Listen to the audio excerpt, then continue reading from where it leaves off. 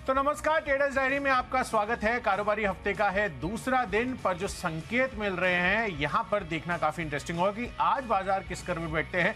कल तो हमने देखा लगातार तीसरे दिन हमारे भारतीय बाजारों में गिरावट का रुझान रहा और कहीं ना कहीं डाउ फ्यूचर्स में जो कल मजबूती बनी थी वहां पर हम एक्सपेक्ट कर रहे थे कि हमारी बाजार की ओपनिंग भी अच्छी होगी। ओपनिंग अच्छी हुई भी थी, पर उसके बाद लगातार गिरावट का मूड माहौल वहां पर भी हमें देखने को मिला। हालांकि अभी अगर आप देखें तो डाउ फ्यूचर्स फिर से 100 अंकों की तेजी दिखा रहे हैं, तो देखना होगा कि आज किस तरह से बाजारों की ओपनिंग होती है। मोर इंपॉर्टेंटली क्लोजिंग, यहां पर सबसे बड़ा फोकस हमारा रहता है, क्योंकि जो इंपॉर्टेंट लेवल सर भी आपको बताते रहते हैं वहां पर वो लेवल्स अगर लगातार ब्रीच होते हुए रहे तो नए डाउन साइड्स की जो रिस्क है वो खुलती हुई नजर आती है। तो देखना है कि आज यहां पर किस तरह का ट्रेड होगा। बट बाजार का जो मूड माहौल है, कल के सत्र में अमेरिकी मार्केट को आप देखिए, यहां पर डाउ जोन्स जिस तरह से यहां पर तेजी बनी थी थोड़ी सी, बट उसके बाद गिरावट ही का रुझान ही कल फिर से यहां पर लौटता हुआ दिखा और ऑलमोस्ट 0.3% तक की गिरावट यहां पर रही। हालांकि नैस्डैक में थोड़ी सी हरियाली का मूड माहौल आप कह सकते हैं कल के सत्र में बनता हुआ दिखा। तो कहीं ना कहीं काफी मिक्स्ड जो है आपको रुझान नजर आ रहे हैं अमेरिकी मार्केट से। पर यूरोपियन मार्केट्स पर एक बारी फोकस कर लेते हैं, किस तरह की गिरावट कल के सत्र में यहां पर बनी थी। इनफैक्ट तीनों के तीनों इंडाइसेस आप देखिए 2.5 से 3% तक लुढ़कते हुए नजर आए थे।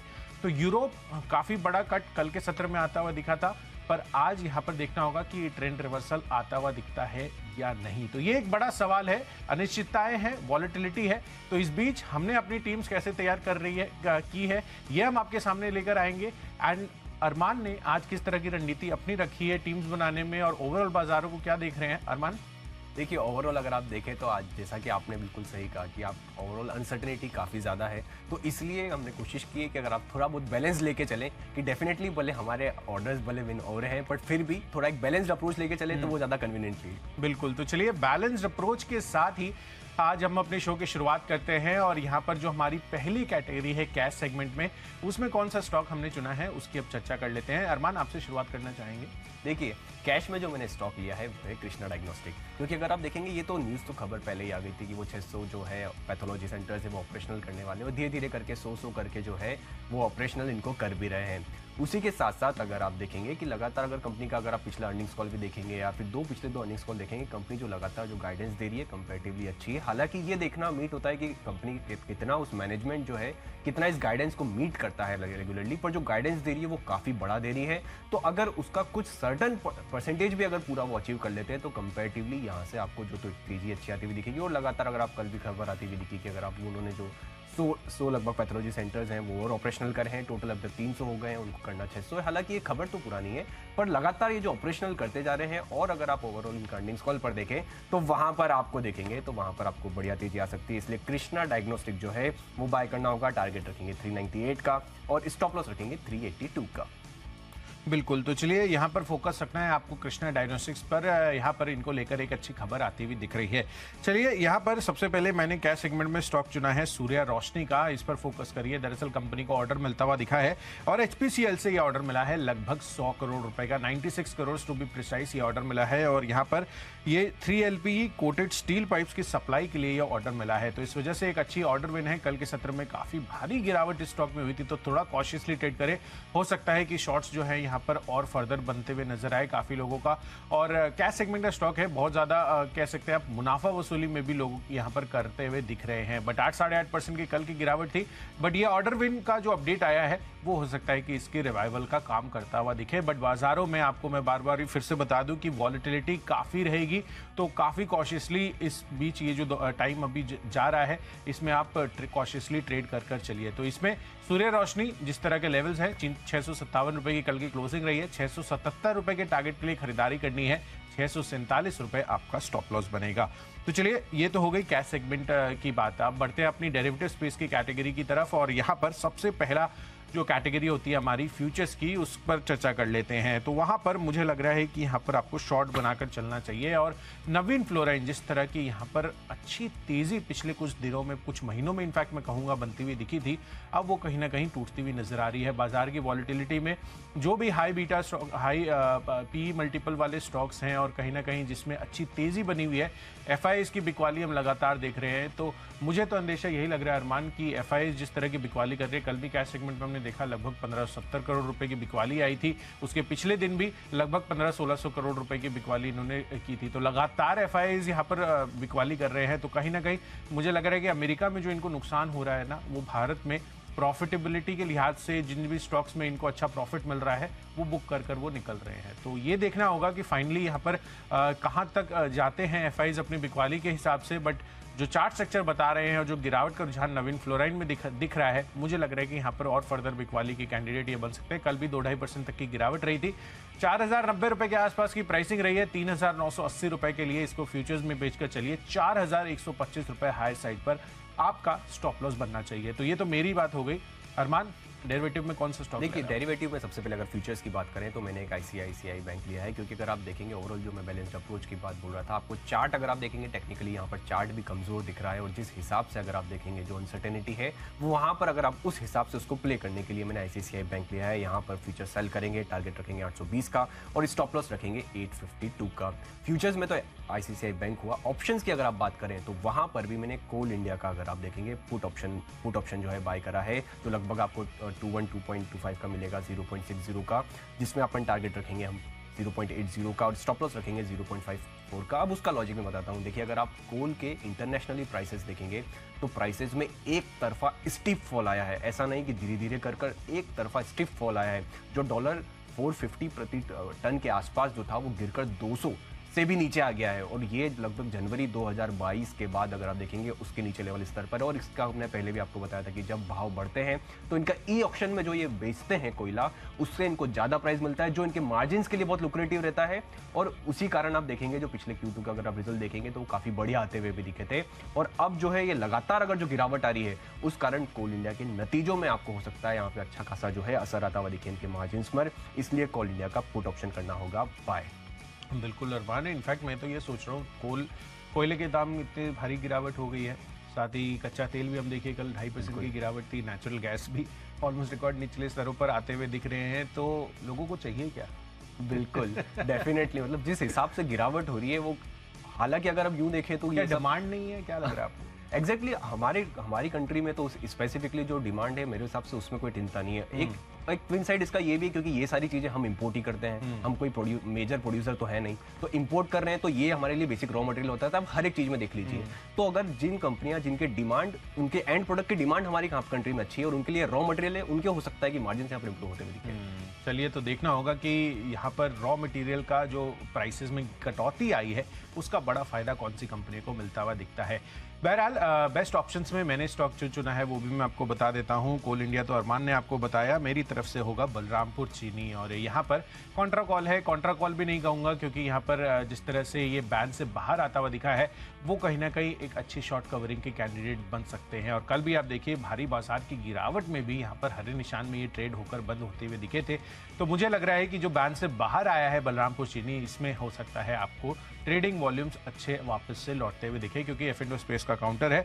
कॉल ऑप्शन खरीद कर चलिए एट द मनी 400 रुपए का 13.5 रुपए के आसपास ये उपलब्ध है। 30 रुपए के टारगेट के लिए खरीदारी करनी है, 8 रुपए आपका स्टॉप लॉस बनेगा। देखिए, टेक्निकली अगर आप देखेंगे तो मुझे कोलगेट पामोलिन अगर आप देखेंगे वहां पर अगर आप देखेंगे बढ़िया पामोलाइव जो है बढ़िया आपको दिख रहा है, क्योंकि अगर आप देखेंगे लग रहा है कोलगेट पामोलिव नहीं, जिस हिसाब से सस्टेन हो रहा है, जितनी अनसर्टेनिटी होती है वहां पर ऐसे स्टॉक जो आपको वहां से थोड़ा बहुत भी मूवमेंट दे जाए वो भी कंफर्टेबली मूवमेंट देता ही कहाँ है? मुझे तो ये नहीं समझ आता कब मूवमेंट देता है। देखिए, कोलगेट पामोलिव एफएमसीजी का अगर सबसे सुस्त स्टॉक, जैसे फार्मा में आप कहते हैं ना बायोकॉन, वैसे ही एफएमसीजी में कोलगेट। देखिए, वो ऐसा ही होता है, जब आपको अनसर्टेनिटी होती है ना तो आप डिफेंसिव स्टॉक पे आ जाते हो। कुछ इसी तरीके से टेक्निकली में को अनसर्टेनिटी है। अगर आप ओवरऑल अनसर्टेनिटी देखेंगे तो उस हिसाब से अगर आप भले किसी का पैसा डूबे ना, भले मेंटेन रहे, तो उस हिसाब से मैंने यहाँ पर फोकस किया है। इसलिए आप कोलगेट पामोलिव जो है वहां पर आप टेक्निकली अगर आप देखेंगे तो टेक्निकली चार्ट में आपको ठीक ठाक दिख रहा है, इसलिए यहाँ पे टारगेट रखेंगे 1550 का और स्टॉप लॉस रखेंगे 1485 का। टेक्निकली मैंने तो ये स्टॉक लिया, आपने क्या लिया है कुशल?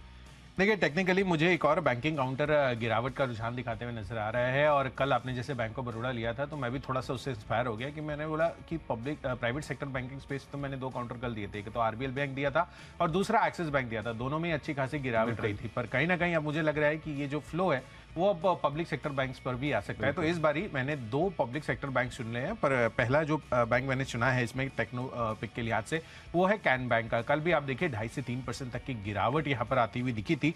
तो चार सेक्टर लगातार कमजोरी का रुझान दिखा रहे हैं। अमेरिका में जो बैंकों को लेकर प्रॉब्लम हो रही है, कहीं ना कहीं यहाँ पर भी वो सेंटिमेंटल आपको negative impact overall banking space पर आता हुआ दिख रहा है। और अगर मैं आपको एक नोटिस की बात बताऊं तो यहाँ पर आपको ये चीज नोट करनी है कि S&P बैंकिंग इंडेक्स जो यूएस में है, यहां पर कल वो 7% तक लुढ़कता हुआ नजर आया था और largest 1 day percentage drop since 11 जून 2020। तो बड़ी गिरावट वहां पर बैंकिंग काउंटर्स पर आती हुई दिखी थी।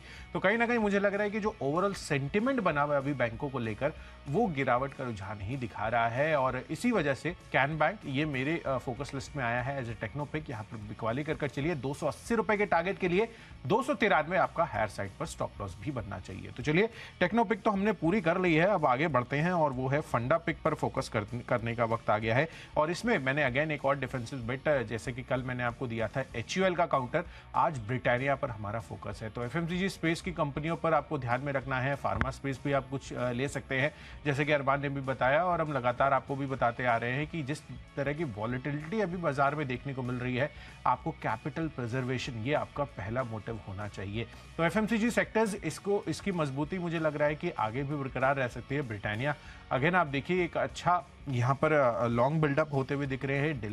डिलीवरी परसेंटेज कंपनी के जो स्टॉक्स हैं वहाँ पर आपको अच्छी बढ़त देखने को मिल रही है। तो इस वजह से अब मेरा पहला टारगेट इसके लिए बन रहा है 5,000 रुपये का। 4,300 रुपये की क्लोजिंग रही है। अगले 12 महीनों में आपका जो होल्डिंग पीरियड है ये इसमें रहना चाहिए। तो एज अ फंडा पिक कहीं भी कोई प्रॉब्लम नहीं है, चाहे आप ROCE या कोई भी आप रेशियो देखेंगे तो यहाँ पर ब्रिटानिया ऑब्वियसली काफ़ी अच्छी कंपनी है और लगातार इसने कंसिस्टेंटली आउट परफॉर्म किया है तो पूरे FMCG प्ले को। तो मुझे लग रहा है कि यहाँ पर ब्रिटानिया एक अच्छा बेट रह सकता है।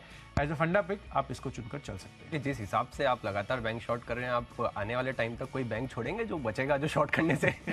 देखिए जिस तरह का मूड माहौल रहता है ना अरमान, हमने उसी हिसाब से ही प्ले करना होता है। एंड ओवरऑल मैं इधर 2 से 3% बैंक जब गिरते हैं तो हम कॉल्स देना शुरू करते हैं। आप सोचिए अगर यूएस में इस तरह का शो अगर चल रहा होता जैसा हम अभी इधर कर रहे हैं और FRC कल 60-70% तक लुढ़कता हुआ दिखा, उसमें और क्या शॉर्ट करेंगे आप? बिल्कुल एग्जैक्टली बिल्कुल सही बात है।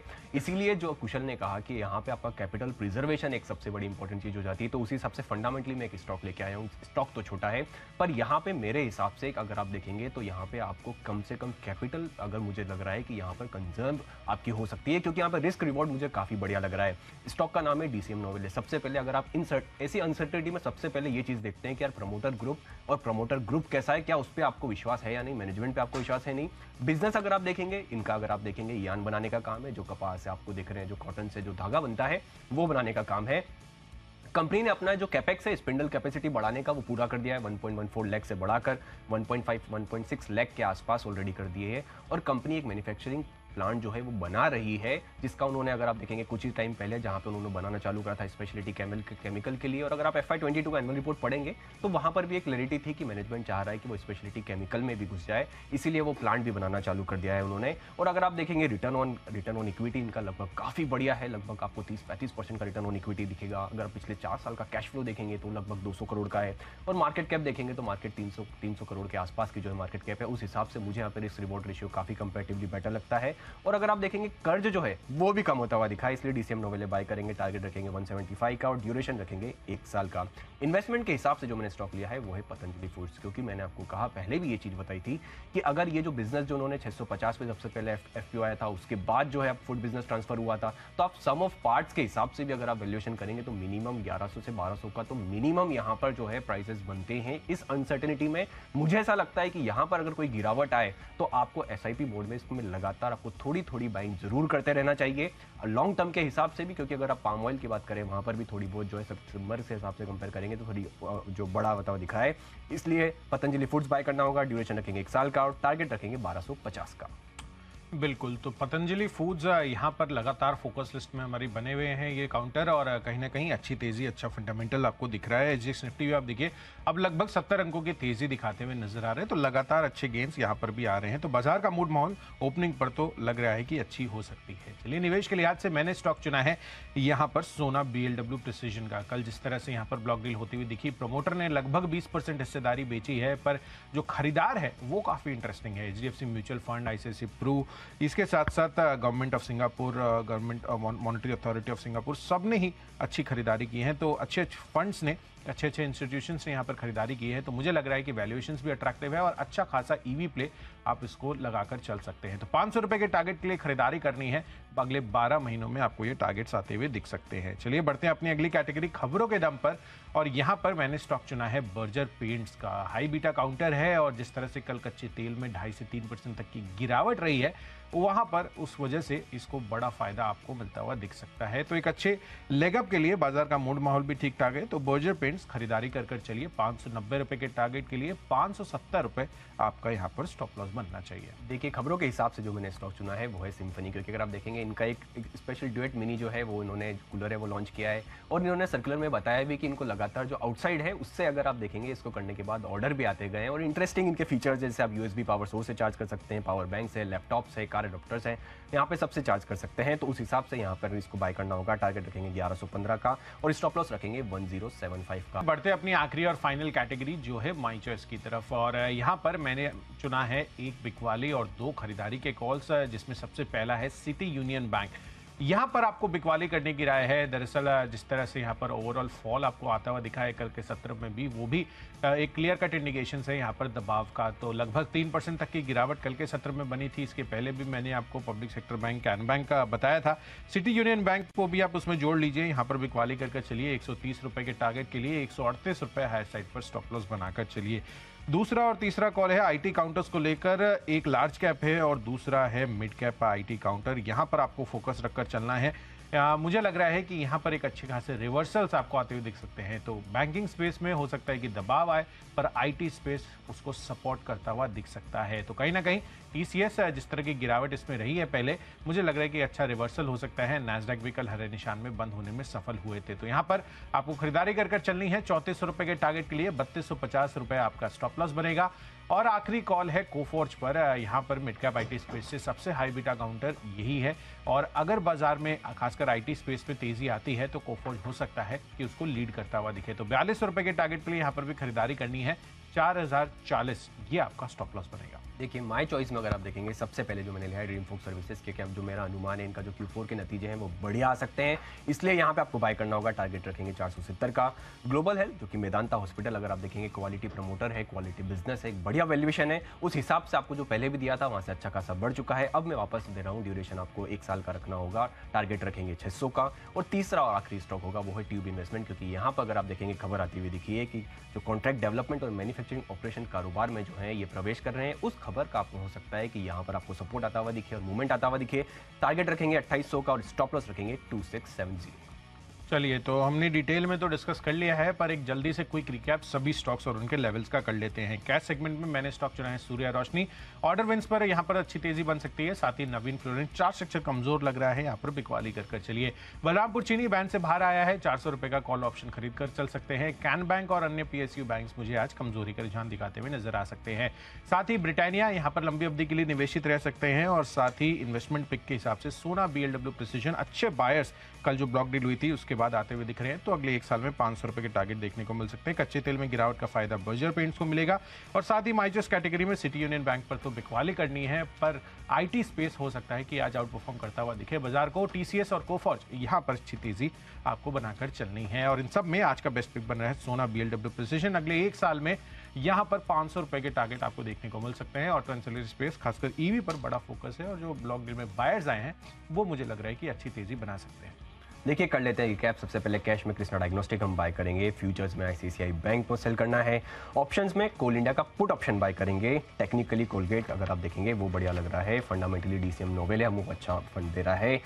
इन्वेस्टमेंट के हिसाब से पतंजलि फूड्स एक इंटरेस्टिंग स्पेस है, वैल्यूएशन है। खबरों के हिसाब से सिम्फनी हमें बाय करना होगा। माई चॉइस में सबसे पहले ड्रीम फोक सर्विसेज, जहाँ पे बढ़िया स्पेस है, नतीजे बढ़िया आ सकते हैं। ग्लोबल हेल्थ क्वालिटी प्रमोटर है, कारोबार भी बढ़िया है, वहाँ पर बाय करेंगे। और ट्यूब इन्वेस्टमेंट जो खबर आई है उसके चलते बाय करेंगे। और इन सब में मेरा बेस्ट पिक होगा, वो होगा पतंजलि फूड्स, क्योंकि जिस स्पेस में वो काफ़ी इंटरेस्टिंग है।